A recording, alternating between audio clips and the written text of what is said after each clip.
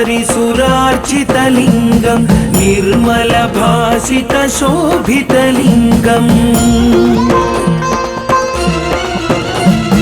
जन्मज दुःखविनाशकलिङ्गं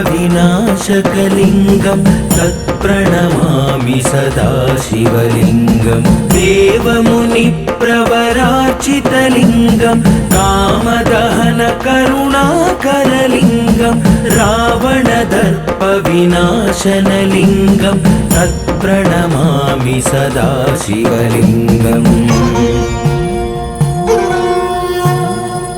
सर्वसुगन्धसुलेपितलिङ्गं बुद्धिविवर्धनकारणलिङ्गं सिद्धसुरासुरवन्दितलिङ्गं तत्प्रणमामि सदा शिवलिङ्गं कनकमहामणिभूषितलिङ्गं फणिपतिवेष्टितशोभितलिङ्गं